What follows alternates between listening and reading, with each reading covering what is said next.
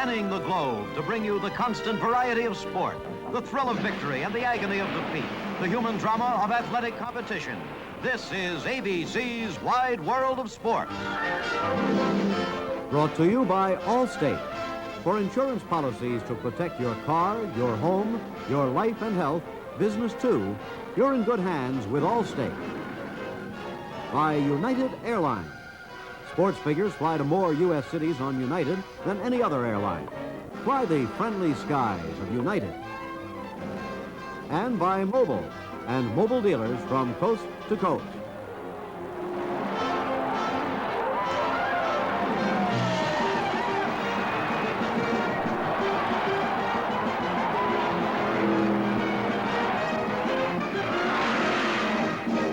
Good afternoon. I'm Jim McKay. There were two most significant developments in the wide world of sports this week. First of all, this was the week that Muhammad Ali, born Cassius Marcellus Clay, had to take his heavyweight championship out of the country to defend it. And when he did, he found unexpected opposition from a plodding Canadian trial horse named George Chuvalo.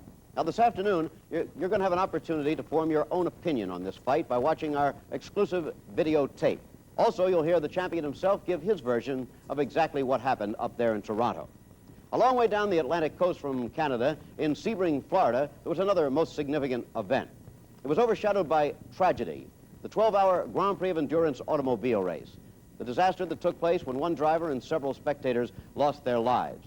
These tragedies kind of overshadowed the simple fact of victory. Victory for an American car, which thereby stamped itself as the car to beat in important international sports car competition. First of all, we're going to have our report on the Sebring race, and here we go to my colleague, Bill Fleming. Thank you, Jim. This former B-17 base in Central Florida is the scene of the 12 Hours of Sebring. This is Bill Fleming welcoming you to the Grand Prix of Endurance. This is the 12 Hours of Sebring. And during the next 12 hours, we're going to have a lot of questions answered that are in the minds of racing fans everywhere. Can the Chaparrals repeat the victory that they won here a year ago? Can the Fords win 2 in a row, such as they did with the Continental, the long road race, this being the second one on the road to Le Mans? And number 3, can Ferrari come back after a rather dismal start at the beginning of this year? Working with us is former world's driving champion Phil Hill. Let's get a quick word with him right now. Phil? Thanks, Bill. Well, here we are at Sebring again for the second round of the Constructors' Championship in the automobile racing scene. It's about the first one that we've had that all the teams are really fully here. Ford is here with 11 cars. Ferrari's here with 1 new, very, very strong car. Chaparral is here with 2 cars this time. Jim Hall and Hap Sharp will be driving one, and Joachim Bonnier and myself will be driving the other. Well, we're getting underway pretty shortly. Okay, thanks very much, Phil. Here are some of the other drivers who'll be battling it out. Jackie Stewart, who'll be in car number 24 with Graham Hill, who's strapped in the cockpit right now. The Bandini Scarfiotti team and the Ferrari Dino number 46. Mike Parks and Bob Bondurant in the Ferrari 27. That's the P3 prototype. This is Dan Gurney, who set the qualifying mark of 2 minutes 54 and 6/10 seconds in that Mark II Ford prototype. And this is the course of Sebring. This will give you a little better idea, I think, as we look at the map of what these drivers have to do over this 5.2-mile course. Now, here's the start-finish line, and these, of course, are the pits. The cars will scream away from here on the Le Mans start, make an abrupt left turn, go down through the S's, left turn, then right turn, then a big bend as they approach the very dangerous hairpin turn, 110-degree turn here. And you can see what it looks like, a big turn to the right. They have to go down almost to 20 miles an hour to make it.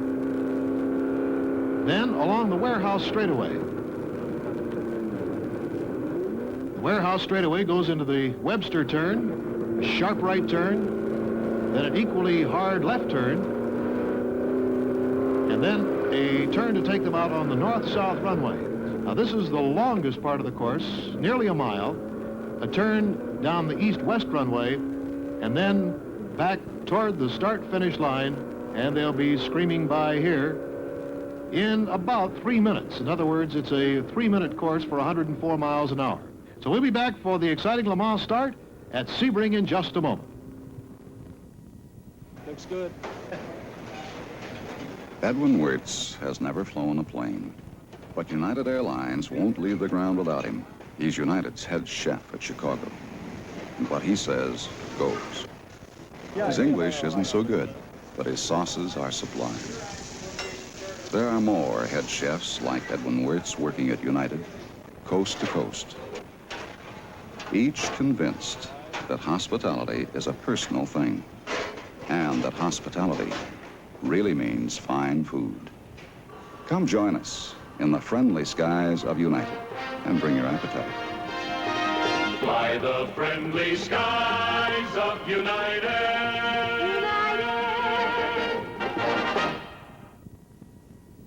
Now it's easy to get United's new personal credit card. And starting April 9th, charge your flights. Your United ticket agent has the details.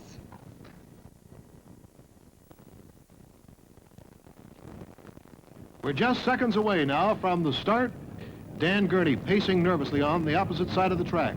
Here's his car number 2. He was the fastest qualifier. The starting flag is up and it's down and we're underway.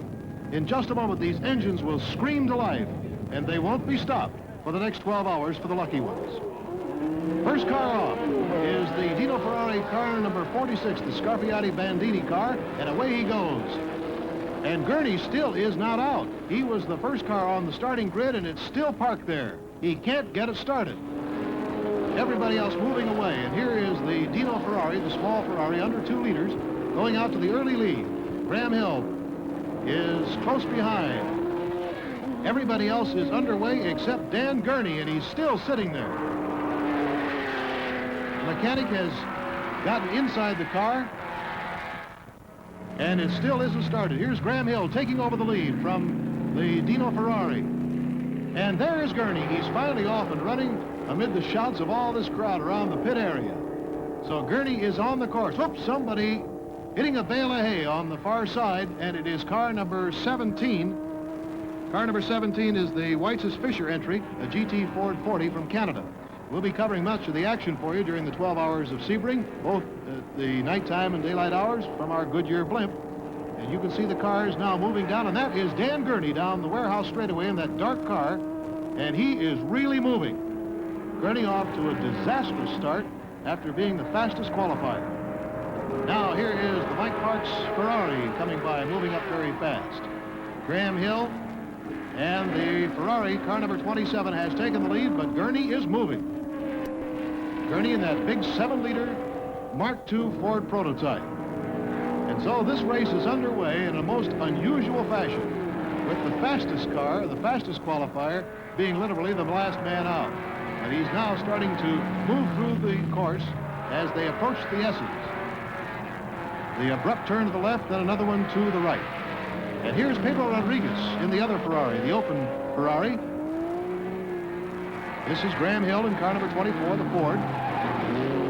As the cars start to spread out now, after that start, here's Walt Hansgen's Ford, car number 3, currently in 5th place as we see them, and the Chaparrals going by. Now Gurney has moved up to 7th place. Oh, that is really an unbelievable job of driving for Gurney. And now the Bonnier Hill entry.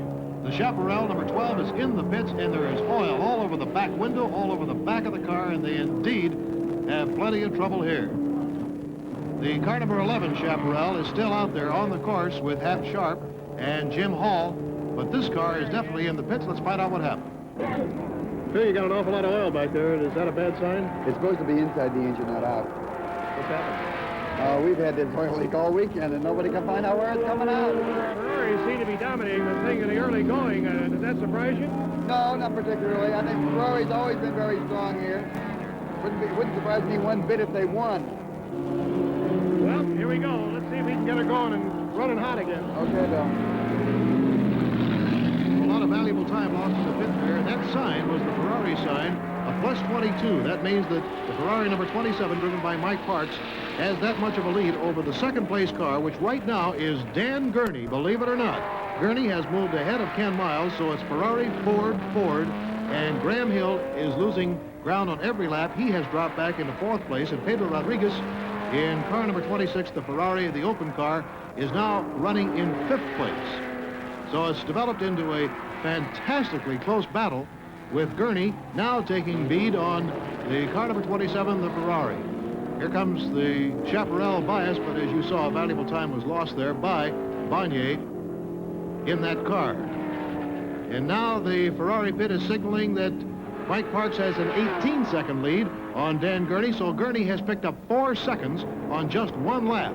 And that's the way they stand right now, as Gurney is setting some really fine times, and well, he should with that big 7-liter Ford. Oh, here's trouble. A Ferrari number 35, this is a Florida entry, Jack Slontag and Larry Perkins up into the sand and the straw as the Ferrari driven by Mike Parks weaves around the course, holding what last time we checked was an 18-second lead over the second-place car, Dan Gurney. Ken Miles and Lloyd Ruby are in that car, and this is the Bonnier Hill entry, and it's still smoking. At Sharp coming along. He and Jim Hall will be in the Chaparral number 11, but they have been recording rather slow lap times. Ken Miles' pit crew indicates he's doing 3 minutes and 2 seconds, and that means that he's doing about 102 miles an hour. The Chaparrals are now both in the pits. Both in the pits, and the word is they're out of the race. Let's get the story from you on what happened. Well, Bill, we don't seem to be able to build a closed car as well as we did the open cars that we campaigned here last year. As far as the mechanical failure is concerned, what did you attribute it to? The additional weight of the prototype car, which is 300 pounds, yeah, required by the rules, and everything we have is designed for a lightweight automobile. Did you have any misgivings after that might happen when you came into this race? Well, we didn't think we'd be fast enough, but we thought we had our durability problems flicked. Well, it's a real tough break, and I know that you're going to work awfully hard before Le Mans. There's not much time left, Bill.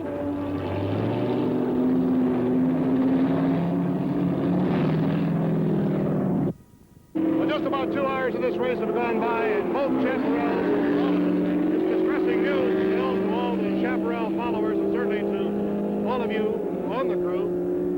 Any explanation? Well, I mean, what is there to say, except that they're new cars, and they're just unproven. Where was the oil coming from? Apparently it's coming out of a core plug or something in the back of the engine behind the flywheel or somewhere we can't get at it. You had misgivings when you first... Yeah. Even though Phil Hill is out of the race as a driver, he's going to be working with us for the next 10 or 11 hours or so, Phil. It'll be a long day and a long night. And I know you'd much rather be out there driving, but we're going to appreciate you getting the stories of what's really going to happen. How does it look now with the Ferraris? And, of course, Gurney's come up pretty fast. Yeah, I know he has. See, but the Ferraris look awful strong, too. So that's great. It'll be very interesting to see how it develops. Now let's get back out on the course. While we were bringing you that report on the Chaparral's departure for the race, Dan Gurney has taken over the lead. He has eaten up the 18 seconds that he was behind the Ferrari number 27, so he's the leader. And we'll be back with more of the 12 Hours of Sebring in just a moment. What's the toughest athletic test of fitness? In my experience, it's certainly the decathlon. These films show some of the 10 track and field events that test all-around ability. Here's the discus, the javelin, the shot put. Believe me, you need lots of energy and stamina, which brings up today's Wheaties. This big G stands for goodness. All the very special goodness of selected wheat is packed into today's Wheaties. I started eating Wheaties, breakfast of champions, when I was so high, and I'm eating them today. Big and brawny flakes they are, with a kernel full of wheat in every flake. And today's Wheaties actually stay crisp when you put milk on them. Today's Wheaties, more than ever before, breakfast of champions. They sure give me a boost.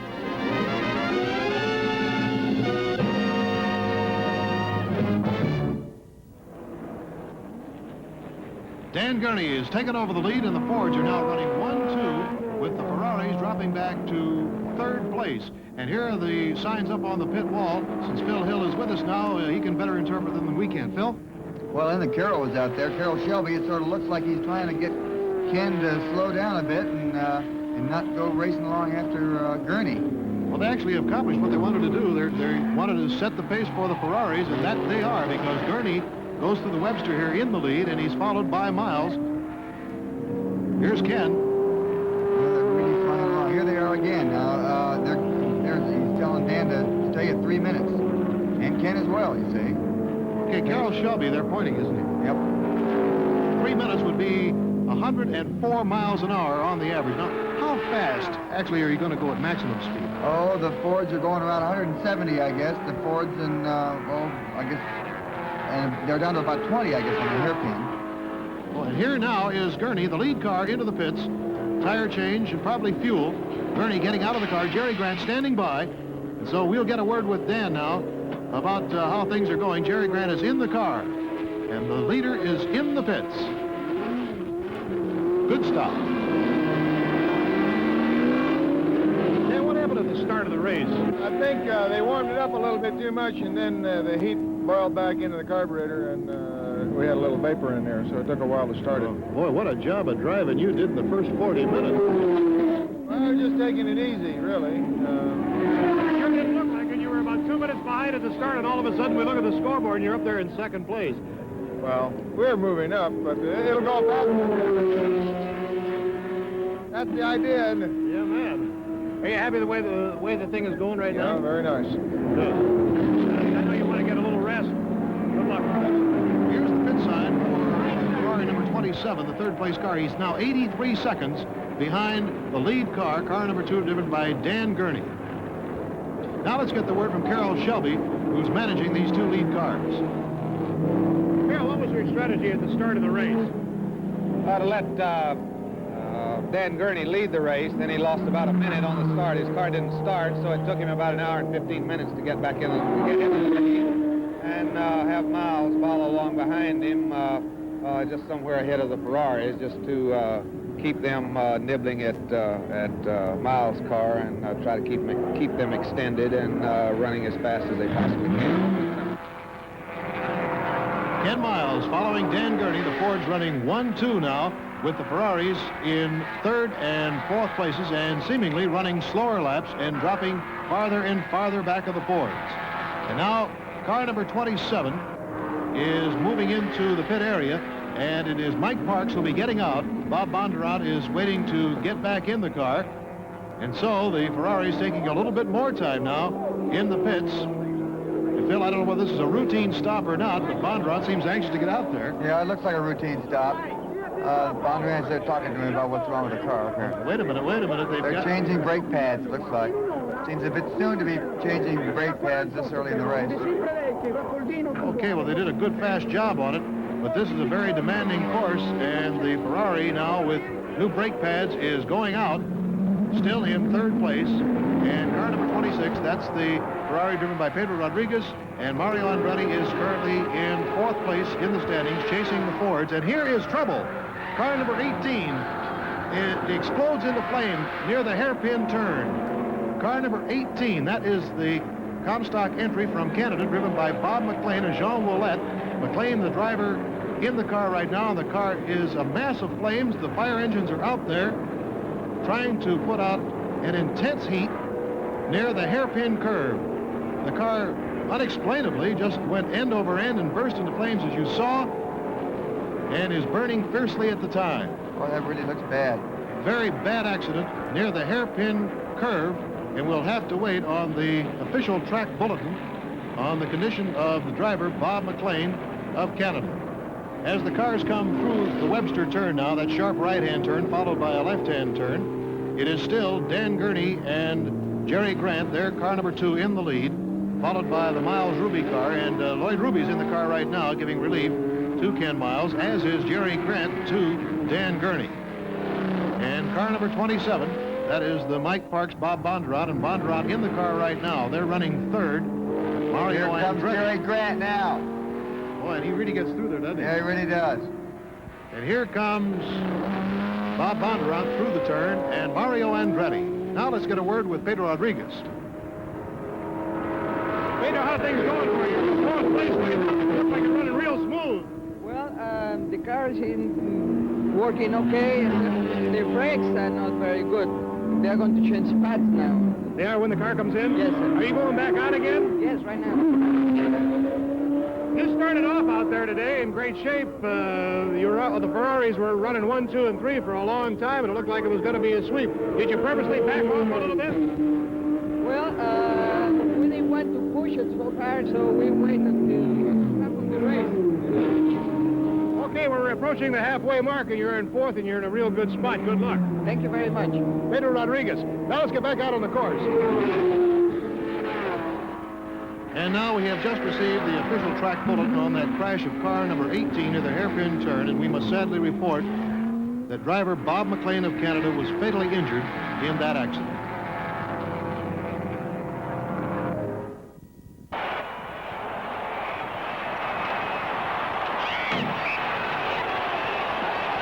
Chicago go. Bobby Hull of the Blackhawks feels good after winning. Now for some Vitalis, and he'll look good too. Greasy kid stuff. Look at that greasy comb. Not for Bobby Hull. He uses Vitalis because only Vitalis has the greaseless grooming discovery V7. 100% greaseless V7. Bobby's hair combs in place to stay in place. Looks natural too. No grease on his hair, no grease on his comb. Vitalis keeps hair neat all day without grease. Prevents dryness, too.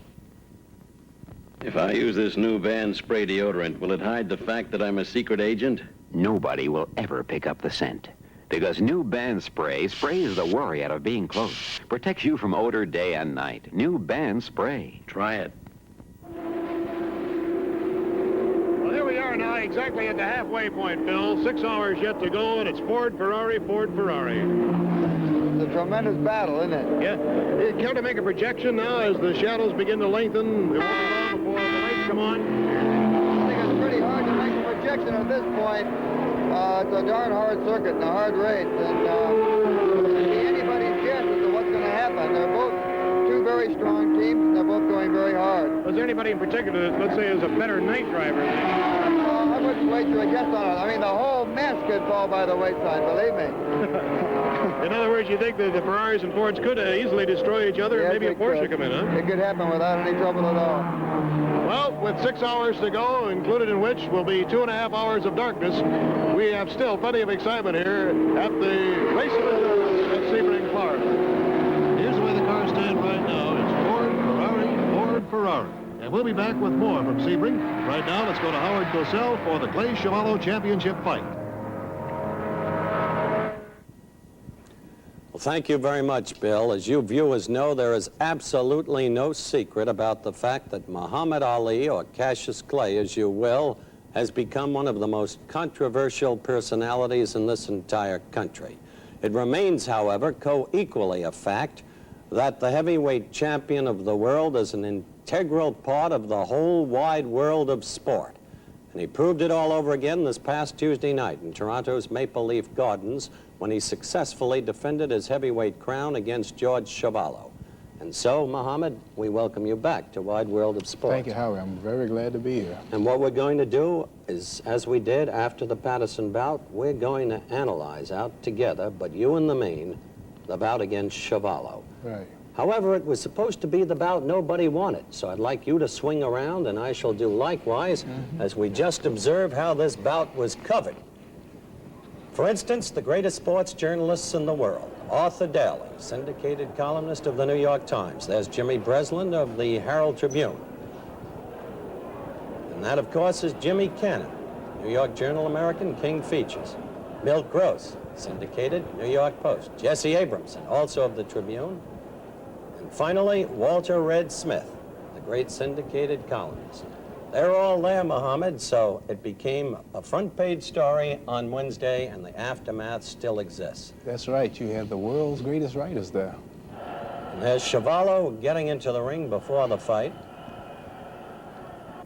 Well, look, there's the brown bomber. That's Joe Louis, huh? He's always with the losers. There's a man to reckon with. Jackie Silver's the referee, who'll be an important part of this show, Muhammad. Right.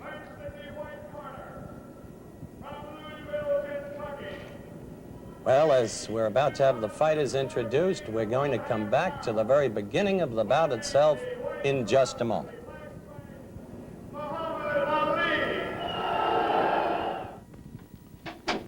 This man is about to shave with a sword. The Wilkinson sword blade, finest shaving edge in the world. Stainless steel, made in England. It shaves you like no other blade in the world because it's made like no other blade in the world.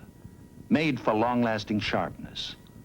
The Wilkinson sword blade is Swedish chrome steel, heat tempered at 1976 degrees, polished 16 times, inspected 22 times, stropped in costly Swiss oxhide until the shaving edge is sharpened to 17 millionths of an inch. So smooth, so flawless, so sharp, you can hardly feel it on your face. And it stays sharp, shave after shave. Put a sword in your razor. The Wilkinson sword blade, from the masters of the cutting edge since 1772.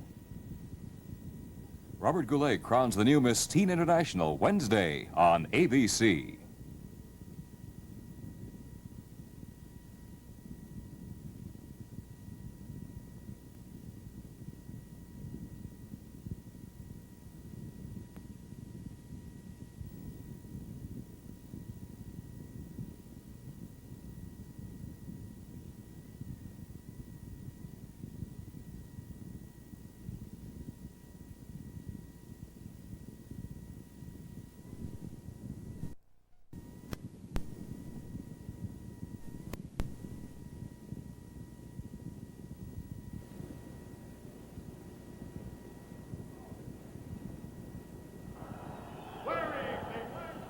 Well, as the champion watches himself, I'm going to join him and you in picking up the action just before the actual start of the fight.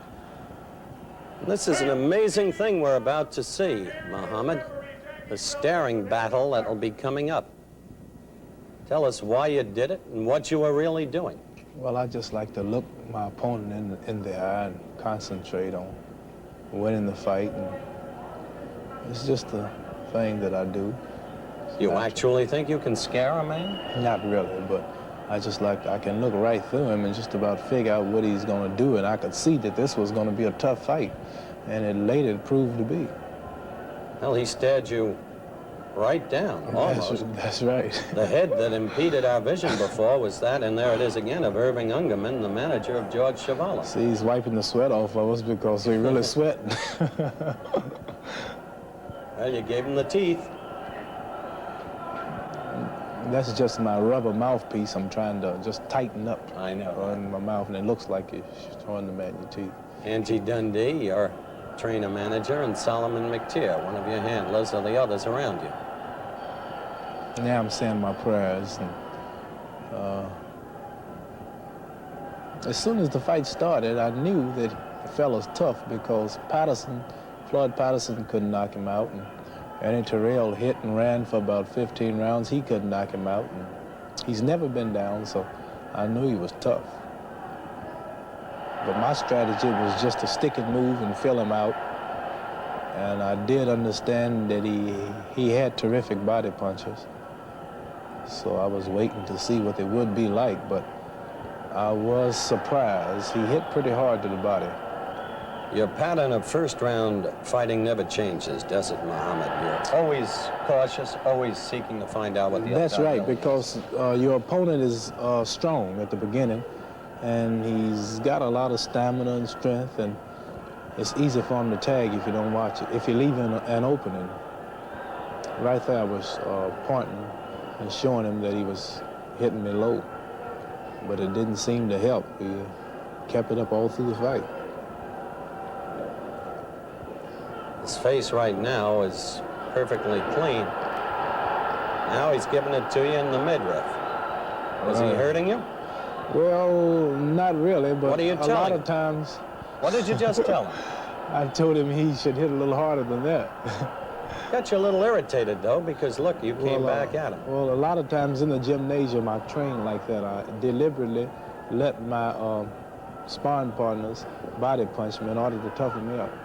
So really, his body punches didn't hurt, but the low blows had a little sting in them.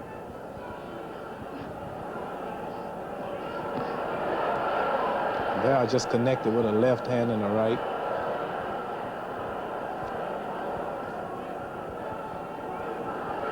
I had told the press before the fight that it wouldn't be easy and that I wouldn't make a prediction, and I did figure the fight would go 15 rounds. And I also told him that you can get tired of beating a man. You found that head easy to reach with that left. Right, right.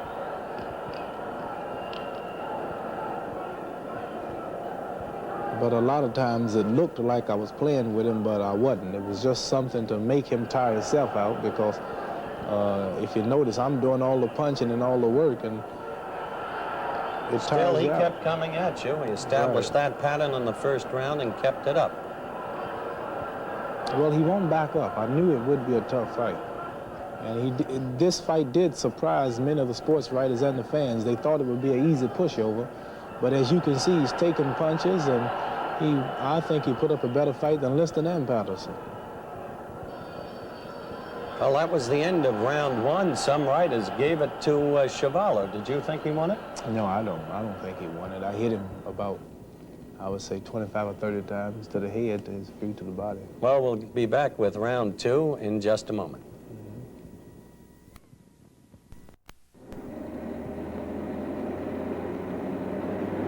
Last year, more than 700 people were killed in traffic accidents in Oregon. More than 700. Some people in Portland wanted to do something drastic about it. Last Christmas weekend, 700 irate people plunked themselves down on this highway to bring the problem to everyone's attention. Mrs. Tice, president of the PTA, was there. Mel Gordon, county commissioner. And so was Officer Mattoon. It worked. The death rate on the New Year's weekend was 30% less than on the Christmas weekend. You can do something too. You can reduce the death rate where you live. Keep your eyes open for danger spots. Report them. If something needs fixing, make sure it gets fixed. We at Mobil are here to sell you gasoline and oil, and we want you to be here to try them. We want you to live. After round one, had you decided to do anything differently in round two? Well, I figured that I would use my left hand to keep him off of me. Not really hit him hard, but just enough to hold him back. Because right now he's stepping at my toes. He had a habit of stepping on my feet, trying to catch me. Mm-hmm. But you mean he intentionally tried to step on your feet? Right, a few times, yes. Just the second round. This was the last round. But there he's throwing a lot of body punches. But he wouldn't back up, as you notice. He wouldn't back up. Why didn't you move as much in this round as you usually do, circling constantly to the left? He's a flat-footed fighter, as you can see, and all he do is just walk in. And I really didn't need to do a lot of moving.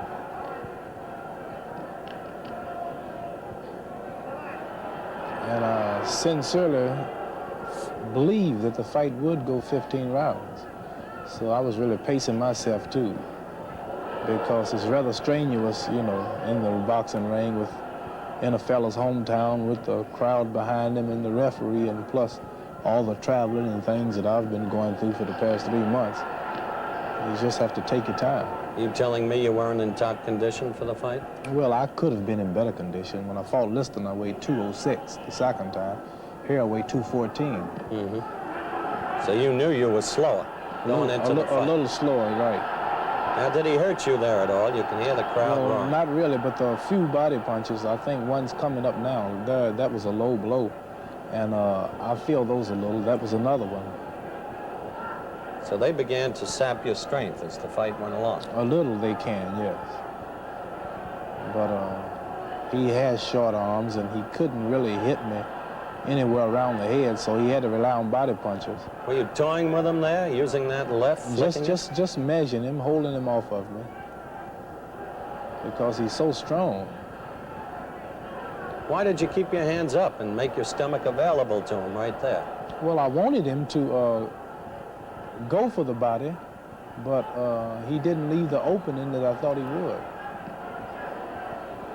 I tried to knock him out for the first 7 rounds, but I couldn't. That's another low blow. You really tried to knock him out? Yes, for the first 7, but after that, I just had to rely on, you know, stamina and endurance, because he wouldn't go. I didn't have the proper time to beat the heavy bag in the gymnasium like I should. because I hurt one of my hands, and there I lacked the power. Your right hand? Right. Well, that was round 2. Some of the writers said he won that one. What was your opinion? Well, the only place he hit me was body punches. I think that the head punches are more effective, and they should count more than body punches, but I believe I won it. Well, let's pick up, if we can, with the last half of round 3. Here we are.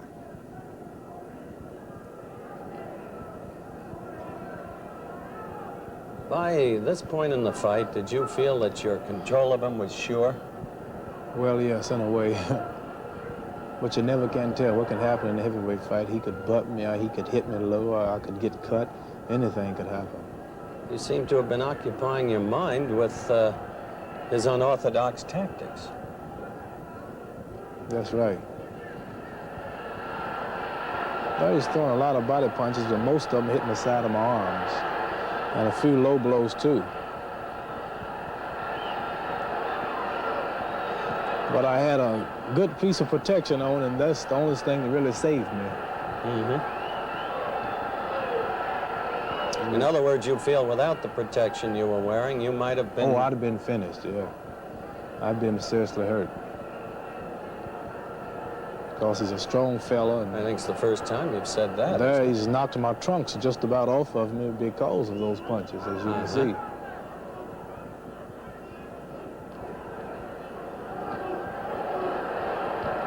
Here's where you begin to tag him with flurry upon flurry. Remember this? Right.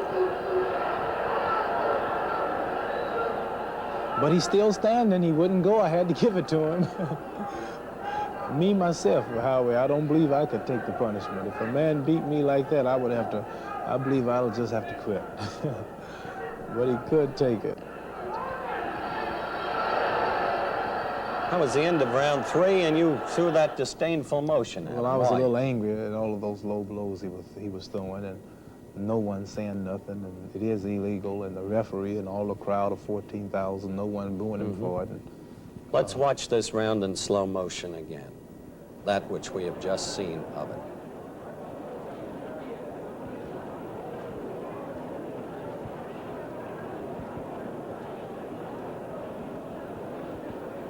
As you can see, I'm hitting him, but he's still there. Well, now the statement is, by many, that you can't punch. Well, I punched just good enough to win. But they want to know how you could knock Liston out in the first round and not knock this man Well, I out. weighed 206 when I fought Liston, and I was training on the heavy bag for about 3 months with no disturbances. And that had a lot to do with it. Well, we'll continue with this fight, Muhammad, in just a moment. Now there are 7 ways Allstate good drivers may save money.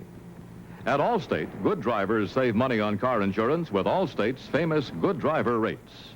8 out of 10 qualify. 2 car families may save extra money on both cars. If you're married between 21 and 25, you may save extra money with special rates for young marrieds. Compact car families may save extra money with Allstate's compact car discount. If you have a teenage boy who has completed an approved driver training course, you may save extra money at Allstate. If you're a lower mileage driver, you may save extra money at Allstate. And if you're buying a car, you may save extra money with Allstate's finance plan through a cooperating lender. See an Allstate agent. See how many of these 7 savings you qualify for. You're in good hands with Allstate. We're about ready for round 5, champ. People felt that Chuvalo might have hurt you in this round, and that's what I want to cover specifically with you as the action develops. He grazed me a few times, and he missed with a few punches that looked good. And from a distance in a crowd, it looks real. Because at the minute that he would punch, I would lean back, and it did look like he was knocking me back from a distance in certain angles, but he didn't hurt me.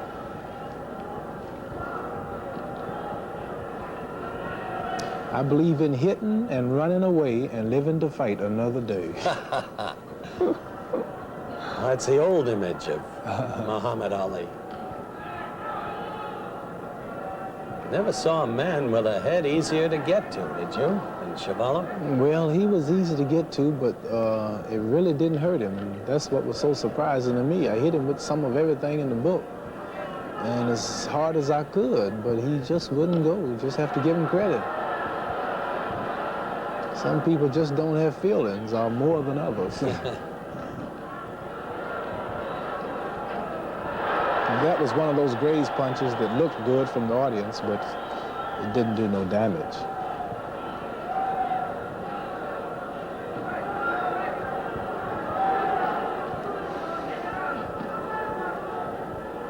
Don't you ever get tired of dancing and circling? Well, yes, I get tired sometimes, and whenever you see me stop and just, there he just hit me with his arm on the back because of the way I was moving. So it was actually your fault that you're off balance. Right. But you asked me the question, do I ever get tired of dancing? I do. And when I do, that's when I'm in a clinch holding the fella, and a lot of times I just take a few punches and let him hit me in order to get a little, win. Mm-hmm. He thought he hit you there, did he? Well, I really couldn't see. He may have. He tagged me a few times, but he hit me with a jab then, but it wasn't too serious. Barry tagged me with a right cross, but I was, moving with the punch. Why'd you lead with a right then? Well, I just saw a little opening, so I just took advantage of it. There, I believe he tagged me with a hook right there, and immediately I clinched him. Some of the people thought you were on your way down. No, it wasn't that serious. But it was an action-packed fight, and I understand it's the first 15-round fight since Marciano, and I think as a Charles. Mm-hmm. And there, I barely got away from that one. Do you think you lost this round? No, I believe I won this round. I'm hitting him about 5 times to every one that he hits me.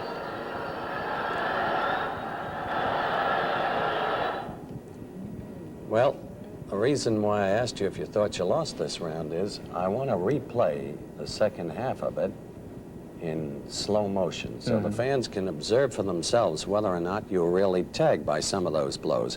We had skipped round 4 for a specific reason. It was much like round 3. Now, here we are in slow motion. Well, there he hit me on the back of the head with a right hand. That was 2 misses right there. That's the point to showing it in slow motion, Muhammad. I might add that from this slow motion of round 5, we're going to go directly into round 7, skipping round 6. He just missed a big hook right there. The main thing I had in mind, Howie, was to just stick and move, keep him at the end of my... There he just tagged me with a right hand, but it wasn't too fast. Keep the left on him and wait for an opening. And many times I saw the opening, I would hit him, but he just wouldn't go, so I had to back off of it. Or if not, you'll tire yourself out beating a man if he won't fall.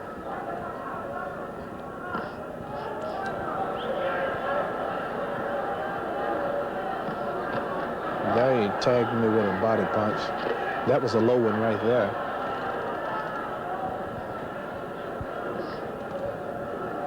But you didn't complain to referee Silvers, huh? No, I didn't. I didn't complain. Why not? Well, I really didn't have time to. The punches, they hurt a little, but it wasn't really enough to stop me. But I was hitting him so regular, I figured that he should be hurt more than me.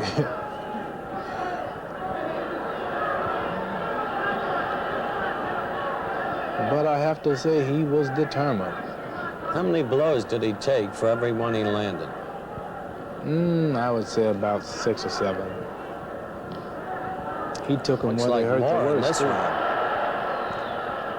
The reason I have to give him credit and respect him as a tough fighter is because I'm hitting him where it really should hurt. Notice how his face is becoming pulpy now, really battered. Next time, there. It wasn't nothing too serious. It's just natural to be bruised, after being hit so much, but he wasn't really hurt.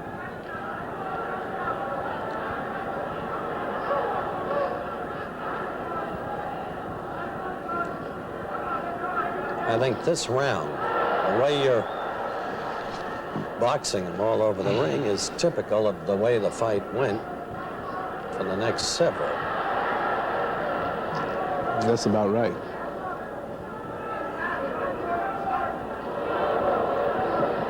He tried to measure you there, but couldn't. You notice I didn't throw no body punches in this fight, just about 2 or 3. Why not? Well, it's easy to be hit when a man goes for your body, because he have to lower himself to come down, and his head is in your reach. And as you can see, when he do go down, he's open for everything that I'm throwing. You didn't talk to him much during the bout, though, did you? No. You didn't taunt him the way you did Patterson? No. Why not? Well, he's a nice fellow. He didn't say too much about me before the fight, and they didn't use him to talk about me, so I really had nothing against him. We've talked about low blows, and I want to get specifically to the low blow situation with you, Muhammad, which we'll do in just a moment.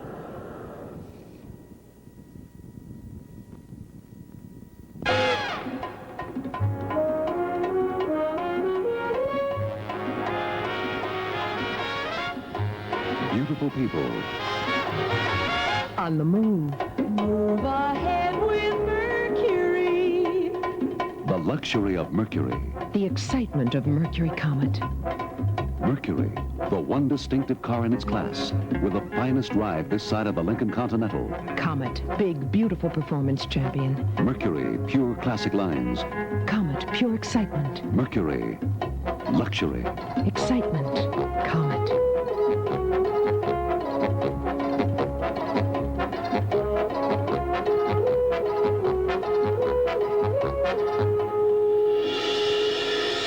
Move ahead with Mercury. Join the Move Ahead world at your Mercury dealers. We're back with the champion, ready to resume his bout against Chuvalo last Tuesday night. But first, a reminder, immediately after the conclusion of the bout, we're going to return you to Sebring, Florida, and Bill Fleming for the exciting conclusion of the 12-hour endurance race that took place there last Saturday. But for right now, Muhammad, let's take a look at some of the slow motion, stop, freeze, and straight fluid action in a montage of low blows in the fight last Tuesday. This is the second round. And there it is in stop action. Yes, that's a low blow, and I really felt that one, too. I can plainly remember it. All right, we'll break it for fluid motion. Still.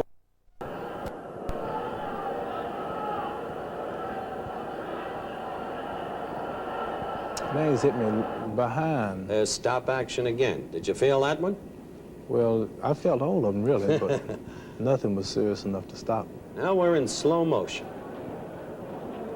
And we're in the third round. Some ringsiders felt that as many as 11 to 14 low blows were landed in this round consecutively. They just threw 2 low ones, but they were to the side, but they were low. Side of my leg.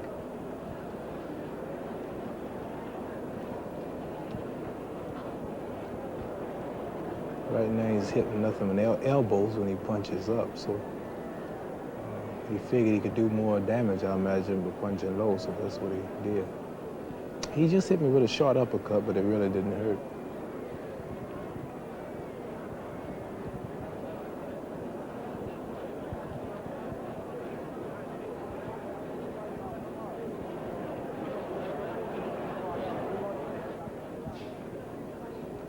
I think the best thing is to let these pictures do the talking, Muhammad.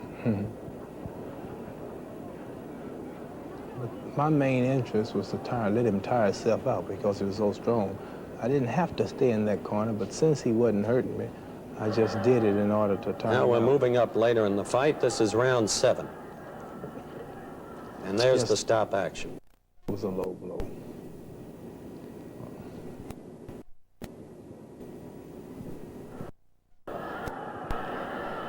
And again. This in round 9. Now, did you hear referee Silvers at any time warn Chuvalo? Again, round 9. No, I can't remember hearing him. And you, I repeat, made no complaints at any time. At one time, at the beginning of the fight, I let him know that he was hitting me low, but it didn't do no good. But the referee should have said something. It is a foul in boxing. It's a dangerous part to hit a man. And I just figured that they would do something about it soon, but he never did. Well, now, Angie Dundee, your trainer-manager, he made reference of these low blows. Yes, he kept asking the referee, when was he going to stop it? Next week? And the referee said nothing. Did Silvers say anything? Well, I really didn't have too much time to concentrate on whipping him and listening to the conversation of all the people, you know. All right, we've carried that slow motion montage through round 9. The last round we fluidly showed was 7. We're going to pick up the fight with round 11 because what happened after round 7 in the 8th, 9th, and 10th was pretty much a repeat of round 7 with you boxing and dominating the action, as the viewers have been able to see. So we'll pick up with round 11 in just a moment.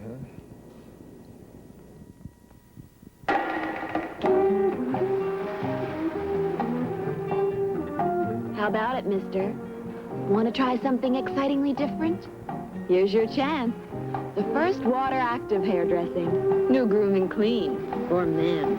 Grooms and cleans with every combing. No alcohol, no greasy cream.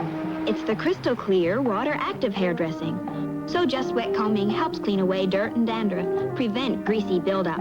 Watch you, skeptic. Put a leading cream here. Groom and Clean here. Groom and Clean is water-active. Mixes with water. Cream won't mix. Builds a greasy-looking film that can trap dirt and dandruff. But with Groom and Clean, no greasy buildup shows here or here, so you stay neat, groomed, and clean. Fantastic. New Groom and Clean hairdressing. Grooms and cleans with every combing. Green Beret's songwriter Sergeant Sadler sings at the Hollywood Palace tonight on ABC.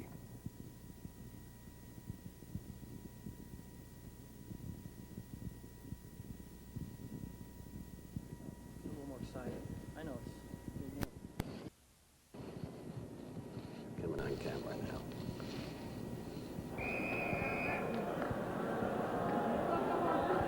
Round 11 coming up, Muhammad. Now you're getting close to the longest you've ever gone in a bout before this one, which was 12. Right, 12 was the limit, but 15, this was a new experience. How tired were you here?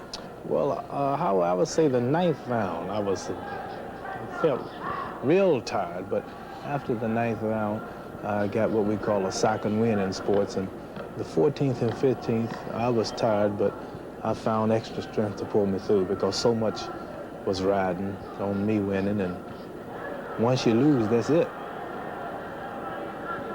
You didn't look tired with that last barrage to the head. Well, I try not to show it because you have to impress the judges also. They're watching to see if you're tired, and you have to really look like the winner to win. Now the viewers are going to get a chance to see just how mashed up Chuvalo's face has become.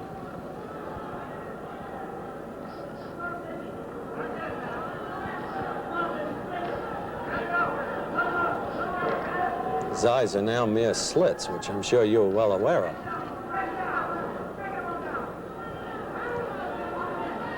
Well, yes, he's now dropping his guard, if to say, come on in, but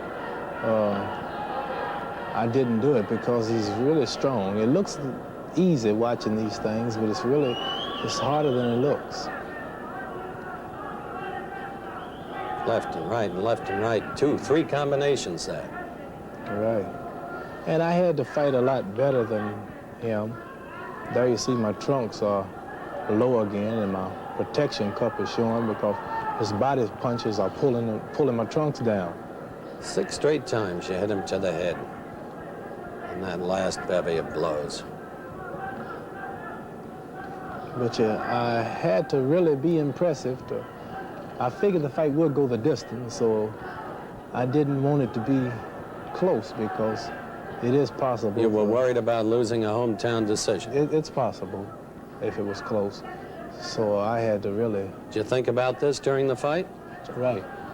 When Angie Dundee told you at the end of the 7th round that the thing was close, Yeah, did you start to He worry? kept telling me it was close, and he also kept telling me that on some of the judges' cards you're behind. It was hard for me to see, but... Well, the way it turned out, you weren't, but... Right. But I imagine that was their thing to make me fight hard. Seems to me that George is lunging at this point. And George has taken everything that I can find. As you notice, I had to back up and watch him because he really surprised me. Many people expect it to be a pushover, but they're surprised, and I imagine many of my friends in the States were sorry that they couldn't see it because they really wanted to see it after finding out how tough it was. Well, that's the end of round 12, which was clearly dominated by you, and again, people are saying the man can't punch. How could you knock out Liston in one round and not knock this man? I would call it Liston helped me because he ran right into the punch. Boxing is funny. Floyd Patterson beat Chuvalo, and then I played with Floyd, and this is why people figured I would just have it easy with Chuvalo, but you see I didn't. And boxing is like that. But you think you can punch? Well, if I have to. I really didn't have the proper time to beat the heavy bags like I wanted to. Well, let's take a look at the second half of round 12 as you continue to work on Chuvalo. He was hoping and depending on his body punches gradually wearing me down, but he was surprised himself to see that I could take body punches so well. But in training, on purpose, I had my sparring partners to body punch me because I knew I would have to get accustomed to it. I knew he didn't have the reach and the speed to just tag me in the face. So he was relying on body punches, but they didn't wear me down because I was ready for them. You likened him to Rocky Marciano before in style and approach. He's also kind of like an overgrown Gene Fulmer, don't you think? That's right also. Tough fighter. Take 10 punches to hit you once. And 9 out of the 10 times, that one punch can really hurt you. Well, he's not a knockout man. The end of round 12. You now safely in command in the fight, as you have been all the way through, and we're going to pick up with the rest of the fight, Muhammad, in just a moment. On a night like this, what wouldn't you give to have rain tires on your car?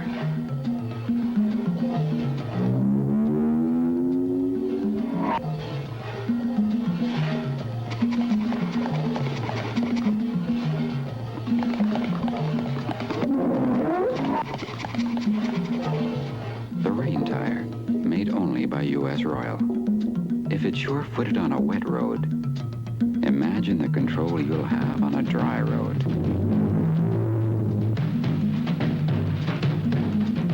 And it costs about the same as the tires that come on new cars. The rain tire. Because you never know when it's going to rain.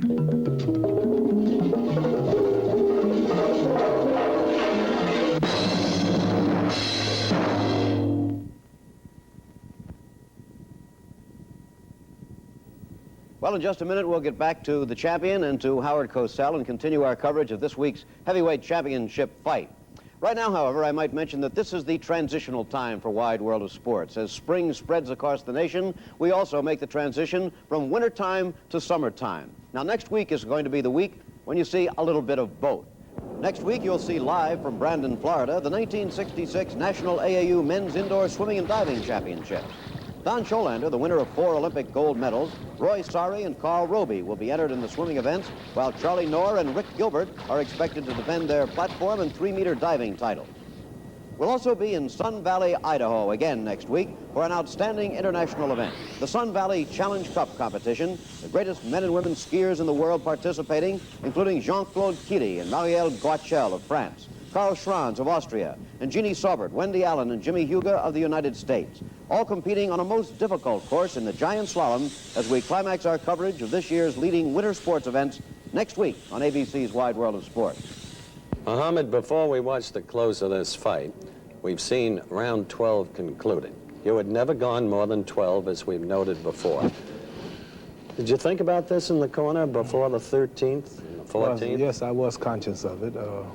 Many people were saying that if the fight went 12, Chuvalo would just about kill me in the last 3 because I've never gone that far, and that at the time I fought Patterson in the 12th round, I was dead tired. And then they said when I fought Patterson, if it goes over 7, he would beat me because at 7 with Liston, I wanted to quit. I think this only proves that beyond a shadow of a doubt that I'm able to go a full 15 rounds, and if a champion can't go 15, then he's not really a champion. Well, the 13th round was almost a duplicate of the 12th, so let's look at the final 2 rounds, 14 and 15, and take over the action here, if you will. That's Irving Ungerman, by the way, leaning over Chuvalo. Did you say this was the 13th? This is the 14th. We're skipping the 13th. Well, the last 2 rounds really impresses the fans and the judges, and if you can finish, the strongest and get in the most points, then you're well ahead.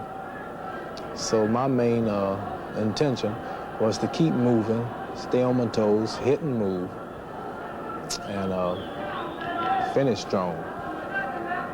Boy, you can really see that right eye of Chuvalo's now. Still with the low blows, too. Now I'm doing a lot of moving because every round in professional boxing is 3 minutes. And I have a way of knowing just about how much time has gone by. And I would say about a half a minute now, which leaves me about 2.5 more minutes to move. And then I usually say to myself, well, I'm in lead so far. I've hit him about 6 times, and he haven't hit me yet, really. So I'm winning, and that keeps you confident. You have a way of knowing what the time is, you said. Right. Now, he tagged me with a couple of hooks that time to the head and one to the body, which can influence the fans and the judges, so it was up to me to do a little more to overshadow that. There, I just hit him with a left hook. There, he just missed the left hook to the head. He just hit me with a left hook on the break. And there I hit him with about 3 jabs, a right cross, and an uppercut.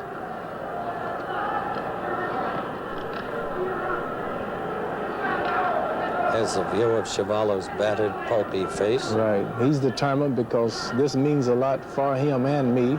These last few rounds can mean the whole future for a fella. Free trips around the world, you know. You're telling me at this point you didn't know you had the fight won? You were still worried about a hometown decision? Well, I knew I had the fight won, but you never can tell. I wanted to knock him out because many people have beat him on decision, but I wanted to be the first to knock him out. But earlier in the broadcast, you told me that you tried the first 7 rounds to knock him out. But you couldn't, and after that, you changed the tactics. That's right. But I knew that I wouldn't knock him out. I really believed that I wouldn't. But the main idea I had in my head now was just to really outpoint him so that it wouldn't be no doubt who won the decision.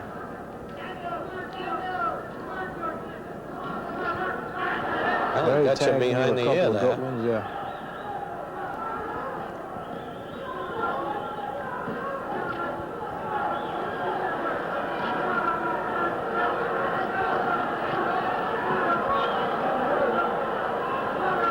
I hit him with a few good ones.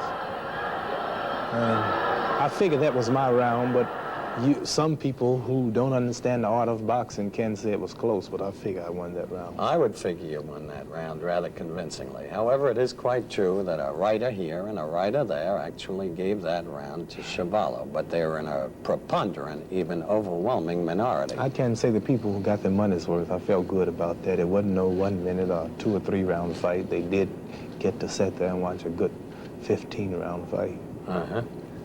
And here we go, champ, with round 15. Referee still standing. Yes, you know, he's shaking his legs. He's kind of old there, you know. He's getting to work out himself. All right, you're thinking as you began this final round. Yeah, I just hit him with a right cross and a left hook. Another left jab, and he just missed the hook. He missed another hook.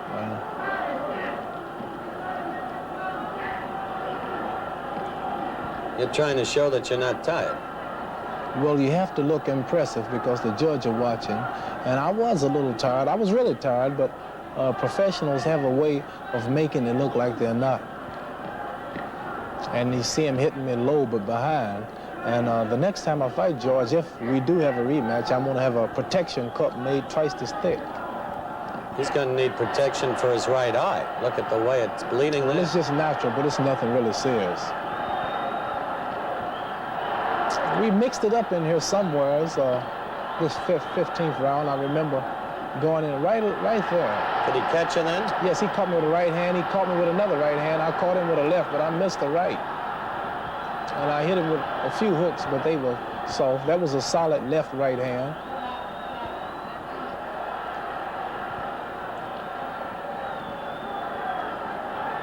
But this last round means a lot. Everything comes to your mind. So much is at stake.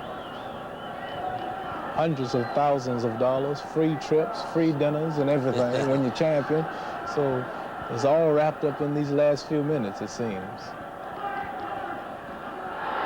And there I just hit him with a hook, and he caught me with something. I couldn't see it.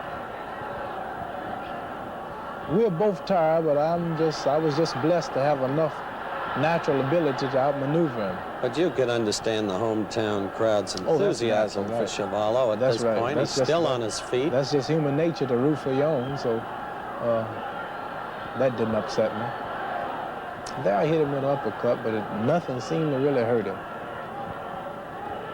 Right now I was saying to myself, this is the toughest man in the world.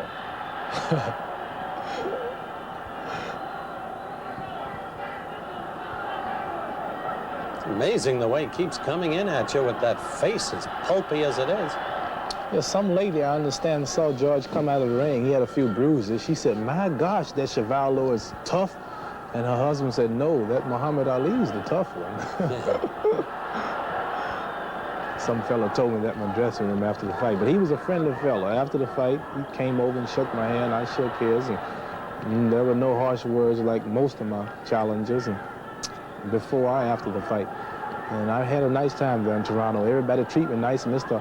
Harold Ballard, who let us have the boxing arena, wrote me a nice letter saying he enjoyed our company and all of the people there. I had many fans from Canada, and it really surprised me how nice I was treated there. Well, it's over now. We had all doubtful. There you see Herbert Muhammad in the ring, the president of Maine Bout, and Samuel Saxon, my brother, and all of my boys, and that's Chuvalo's man. I want to get to the question of the low blows again with the referee in the ring immediately after the bout. You haven't seen this interview. Did you talk to the referee? Yes, sir. We're going to see it right I'm after. anxious to see what he had to say. We'll see it in just a minute. Remember the Bic Pen ice skating torture test? In this amazing demonstration, a Bic pen strapped to a skate is slammed and jammed into the ice, then put in fire. Despite this punishment, more than you would give any pen, Bic writes first time, every time. Bic medium point, only 19 cents. Now, another model, the new Bic fine point, with a ball so small, it plays this record easily. The Bic fine point writes thinner, slimmer, trimmer, because the smaller the ball, the thinner the writing. And this Bic fine point ball is so small, it played this record easily. Won't skip, clog, or smear. Only 25 cents. Get the new Bic fine point with this orange-colored barrel.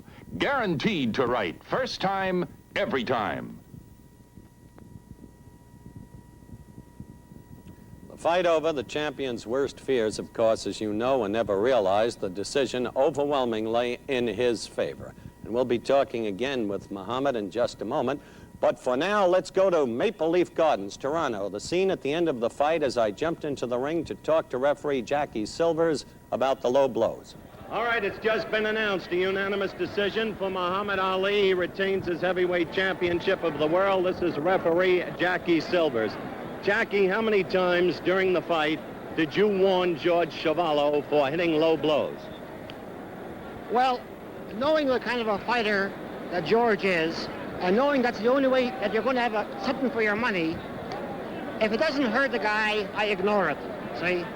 if it's a kind of a punch, a going away punch, but it hits the guy low, it doesn't mean a thing, you know what I mean? But when he did, I'd say I must have warned him three times anyway, maybe possibly 4.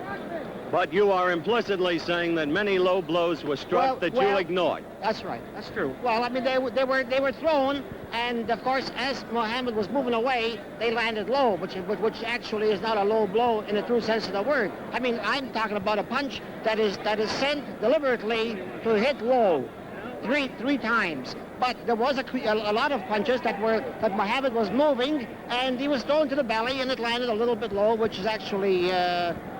Very, very unimportant if you want to see something for your money. You didn't feel that Chuvalo's whole tactic was to strike low blows with continuity? No, definitely not. No. I've known George long enough, and that's the way he fights, but I know very well that he has no intentions of doing it on purpose, but he's a body puncher primarily. And I don't care who, Dempsey, anybody. If he's a body puncher, he has got to go for the body, and you're going to throw a few of them into left field instead of center field. That's definite. I mean, after all, the borderline is over here, and if it hangs over here, I mean, those are the accents of the trade, you know. What if one of those low blows had seriously damaged the champion? That is a different story. In that case, if it was a low blow and it would have really damaged him, then Muhammad Ali or whoever the fighter would have been, he'd had to get a 3-minute rest or 5 minutes to recuperate. And if possible, if he was really hurt, I would even give him 10 minutes. I see. And if it's impossible to continue the fight, and if the doctor concurs with me, then he loses the fight, and the fellow that fouled would win the fight. And finally, just to re-emphasize the point, in your opinion, Chuvalo did not throw an excessive number of low blows? No, I wouldn't. I would say no. Thank you very much, Jack. You're welcome. You're welcome. Well, now you know what the referee was thinking about, Muhammad. That's right. Now, I noticed you defend me pretty well. I'm going to thank you for it. No, that was a reporter asking the questions that we felt had to be asked at the time. Now I've got to ask you questions. I've got to ask you, first of all, about your personality. You seem strangely subdued. You trying to create a whole new image? I mean, what do you mean by subdued? Quiet. Well, not outspoken, not making a lot of noise. I've said many of times and in the past that I'm just not campaigning like I used to, saying I am the greatest, I'm this, I'm that, he's going to fall in this round, that round. The atmosphere is not right for it. I'm the champion now, and there's no need for it. I've said that many of times. Do you really want to fight Cooper next? Well, probably Henry Cooper or Brian London, Terrell, if he can get out of the little trouble he's in. Mm-hmm. But whoever offers us the most money, that's the main thing, the money. You don't seriously regard Cooper or London as worthy opponents. Well, I believe they are. I told the people that George Chuvalo would probably go 15 rounds. He would give me a tougher fight than Liston, Patterson, and Terrell, I believe. And as you see, he did. And I couldn't knock him out. Will you be going into the Army? Well, I'm not saying. I don't know yet what's going to happen. It's all in the hands of my lawyers, and they are working with it. If the military insists that you go, will you go?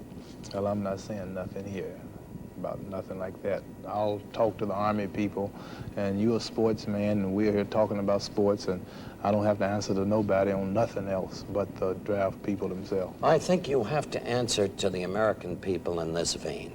Are you sorry for any of the things you have said? Do you have any apologies to make? Only to the people who were hurt financially, not me, in what I've said, and the people that who wanted to promote the fights, who had things that they wanted to do, who didn't get to do them. But me, myself, I feel the same that I've always felt about anything. Mm-hmm. And I'd be less than a man to sit here on your TV show and deny it. Mm-hmm. I'm going to shake your hand. I'm going to thank you for coming by. I'd like the viewers to see this hand just before we say goodbye. This is a swollen, badly bruised, maybe even broken knuckle from the fight. No, it's not broke, Howie. I know it's not broke, but they're going to put a brace on it. It's just a little bruise. It happens after all of my fights. That's all. The more famous you get, the more emphasis they put on it. That's all it is to it. Take care of yourself. You're welcome. Same to you. Don't forget now, we're going to go straight to Sebring, Florida, Bill Fleming for the 12-hour endurance race exciting conclusion. Well, thanks very much. Things stand this way right now. The Fords are running 1 and 2. The Ferraris 3, 4, and 5. We have roughly 3 hours of racing to go. Bill, how do you see it? Well, this may sound a little funny coming from me, Bill, but I think that the drivers don't have an awful lot to do with it at this point. They're all of a pretty high caliber, the ones that are there in the lead, and I think mostly now it's a mechanical thing. Can these cars that have been going 9 hours plus now last out the remaining 3? It's mostly a mechanical thing. Well, it is a very curious statement coming from a driver, because you'd think a driver would say, well, it all depends on the daring and the skill of the driver. No, not at this point. I mean, the night driving is a little bit more difficult, but I think at this point, everyone's trying to knows pretty much what the speed factor of their car is, and they're not driving absolutely all out. I think they're just trying to get home. Yeah. Okay, let's go back out on the course of the action now. A quick look at the standings here. When we left you at the halfway mark, the Fords are running first and third, the Ferraris second and fourth. Now the Fords have taken over first and second, and the Ferraris have third and fourth. As darkness begins to fall here, the lights come on, and now we approach what would seemingly be the tough part of racing, Phil Hill. Oh, it's not so bad, Bill, providing there isn't any rain or fog. The only hard place here are the 2 bends right after the pits, and they're not really well defined, and that's pretty rough.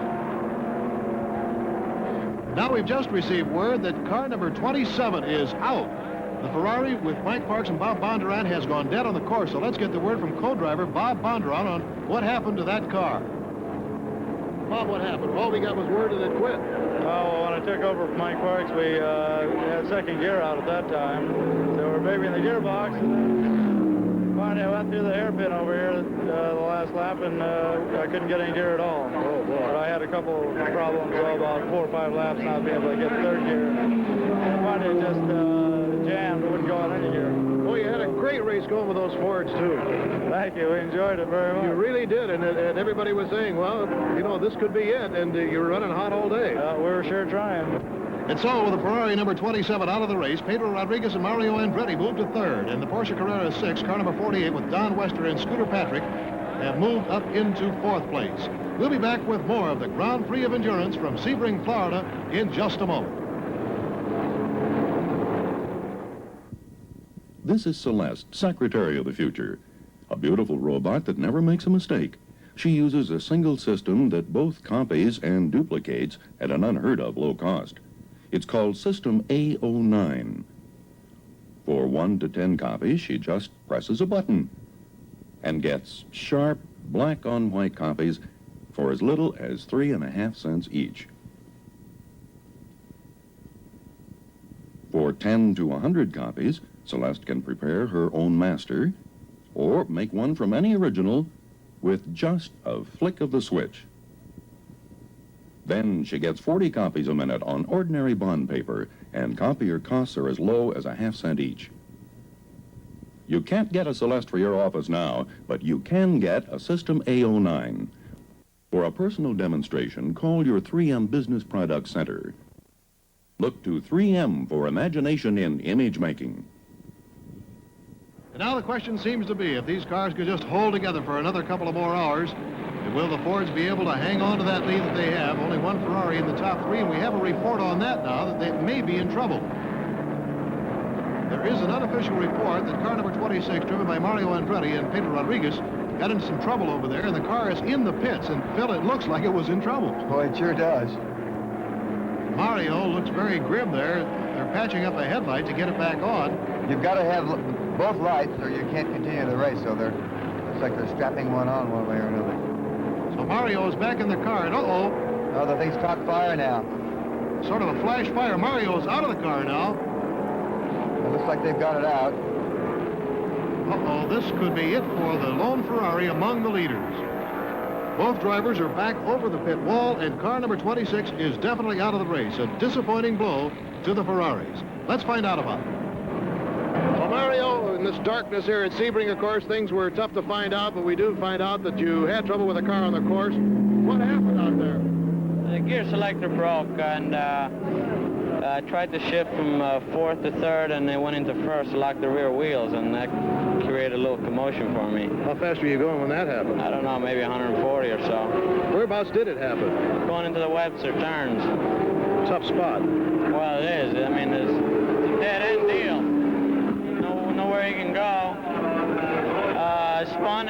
must have hit the sand with the front end. Sand miles and damaged the lights, and then when they brought it in, they fixed the lights and tried to restart the car, and I think the carburetors caught on fire, so that was it. Well, it's a real tough break after you and Peyton worked so hard today. And I know it's heartbreak for you after almost 10.5 hours of grueling effort to have it end like that. All we can say is better luck next time. I hope so. So with the car number 26 Ferrari out of the race, the Fords are now 1, 2, 3, and 4. Car 2 in first, then the Miles Roadster in second, then Walt Hansgen and Mark Donahue have moved to third in car number 3, and Pete Revson and Skip Scott in a Ford GT40 have moved to 4. And we have just received official word now on what happened at the Webster turn. The track announcement states that car number 26 hit the bank on the right. That was the Andretti-driven Pedro Rodriguez entry, veered left and hit car number 48, driving it to the left into the warehouse, and the reports have been confirmed that 4 spectators were killed in that tragic occurrence at the Webster turn. Car number 1, the Ford Roadster, coming in, Ruby getting out, and Ken Miles getting ready to go in during the closing moments of this race. Still running in second place, so Ken Miles is in the car. Now let's get another word with team manager Carol Shelby. Carol, earlier in the day we checked with you, and you thought the strategy at that time was going real good. Now, with just moments, let's say, away from the finish line, things look awfully good. Yes, they look a lot better than they did earlier, even when we were running 1-2-10. But the cars have held together, and we melted the others down. It looks like we'll keep our fingers crossed. It looks like in a few minutes will be our day. Okay, see you later. Bye, thank you. And there is the scoreboard showing the Fords running 1, 2, 3, and 4. And here comes the lead car in with just moments to go in the race. Jerry Grant in the cockpit, and undoubtedly with Dan Gurney standing by here in the pit area, he's going to get in the car to finish the race, Phil. This will probably be the last pit stop for them tonight. Looks like the engine will take over and finish up. Who would have thought that after nearly 12 hours they'd be in this position? This thing is still going. Just moments away from the end of the race now. And here is kind of alarming news. Car number 2, the lead car, has gone dead out on the course. And it is 10 o'clock straight up. The checkered flag is out, and no Dan Gurney. For Pete's sake, here he is, and he's pushing it. He could be disqualified for that, Bill. Gurney is actually pushing car number 2 in, and that means Ken Miles has crossed the finish line first. Miles and Ruby will be the winners of the 12-hour race of endurance at Sebring, and here comes Miles into victory lane. And the provisional results now list Miles and Ruby in first place, Gurney and Grant in second place, and we have Mark Donahue and Walt Hansgen in third place in a Ford, Pete Revson and Skip Scott in a Ford in fourth place. And so, Miles and Ruby repeat the victory of Daytona and look forward to Le Mans next. And, of course, we'll be covering that live on June 18th by satellite. We'll be back to talk with the winners in just a moment. Who will buy this wonderful feeling? This is Jack Jones. One thing all minstrels had in common down through the ages was that they loved to sing, anytime, any place. And to help me pay tribute to those minstrels will be Tony Bennett, I want to be around. Joni Summers, Was on the Isle of Capri that I found him beneath the shade of an old walnut tree. Shani Wallace, Maybe it's because I'm a Londoner that I think of her. Molly B, That little bitty teeny weeny thing they call a love bug. Nobody's ever seen it, but it's got the whole world shook up. and Milton Berle. This is Milton Berle. Watch Jack Jones on the Move. It's something special for you. In color on ABC. Tuesday night at 10, 9 o'clock Central Time, here on ABC. And now we have the official results. The Miles Ruby team in the car number 1, the Ford Roadster, the official winner. The Gurney Grant car, car number 2, which led most of the way, was disqualified because it must come onto the line under its own power. It came under manpower, as you saw, instead of horsepower, so they're out of it. The Hansgen-Donahue car moves to second, and Scott and Revson third. Let's get some clarification from Phil Hill on that Gurney incident. Dan, what happened? Don't know. She stopped. Where? I mean, how? just going down the straight. And you coasted around as far as they go? One lap to go.